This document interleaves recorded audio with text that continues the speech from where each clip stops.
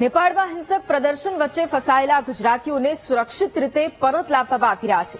અમદાવાદના વસ્ત્રાલની આકૃતિ સોસાયટીમાં રહેતા લોકો નેપાળ ફરવા માટે ગયા હતા। 3 અલગ અલગ પરિવારના 9 લોકો ફરવા ગયા હતા। જો કે અચાનક પરિસ્થિતિ વિકટ બની જતા તમામ ગુજરાતીઓ ત્યાં ફસાઈ ગયા હતા, જેને લઈ પરિવારજનોને હેમખેમ પરત લાવવામાં આવી રહ્યા છે। નેપાળ બોર્ડરથી તમામ ગુજરાતીઓને પરત લાવવામાં આવી રહ્યા છે।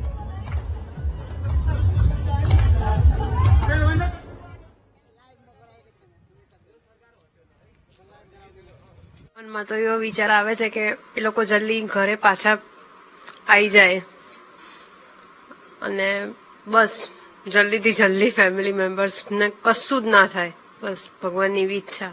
કેટલા દિવસના આ ટૂર માટે ગયા હતા અને ક્યારે પરત ફરવાના હતા? 12 દિવસનો આમ તો પ્રોગ્રામ હતો। એ લોકો 1લી તારીખે ગયા અને 12મી તારીખે રિટર્ન આવવાના હતા। બસ એ લોકો અત્યારે સેફ છે એવું સમાચાર મળ્યા છે અમને।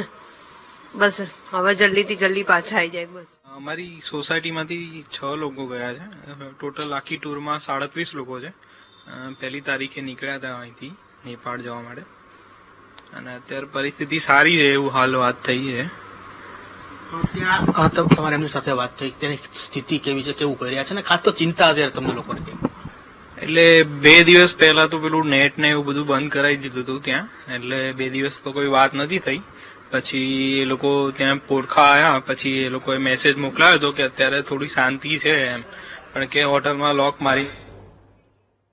નેપાળમાં ફસાયેલા ગુજરાતીઓને પરત લાવવા રાજ્ય સરકાર સતત પ્રયાસ કરી રહી છે। ધારાસભ્ય વાઘાણીએ કહ્યું, સરકાર સતત સંપર્ક કરી રહી છે। ભાવનગર અને શિહોરના કેટલાક લોકો પણ નેપાળ ફરવા માટે ગયા હતા। આપણા લોકો નેપાળમાં સલામત હોવાની માહિતી મળી છે તેમ પણ ધારાસભ્યએ જણાવ્યું। ભારત સરકાર નેપાળની આર્મી સાથે સંપર્કમાં હોવાનું પણ જણાવ્યું।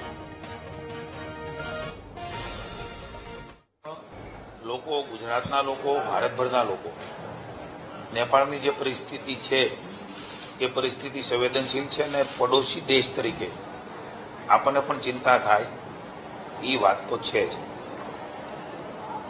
માનનીય વડાપ્રધાન શ્રી નરેન્દ્રભાઈ મોદી પણ તરત જ ત્યાં બધાને નંબર મળી રહે એના માટેની વ્યવસ્થા કરી છે। એમ્બેસીની નંબરો પણ ત્યાં આપ્યા છે। કેન્દ્ર સરકાર એ સતત ભારતીયો માટે ચિંતિત છે, એમને ભારત લાવવા માટે ચિંતિત છે। અમારા જ 2-3 સજ્જનો પરિચિતો જે અમદાવાદના પણ હતા, ગઈકાલ રાત્રે માનનીય મુખ્યમંત્રી ભૂપેન્દ્રભાઈ સાથે મારે વાત થઈ। ભાવનગરના અશોકભાઈ લીંબાણી અને શિહોરના પણ એક ભાઈ કે ત્યાં ફસાણા હતા, અમદાવાદના લોકોને એક હોટલમાંથી શિફ્ટ કરી દીધા, એનો પણ મને ફોન આવ્યો। અને જ્યાં સેફ છે ત્યાં પણ ત્યાંની આર્મી ભારત સરકારના કહેવાથી પહોંચી ગઈ છે, આપના પણ ધ્યાનમાં હશે।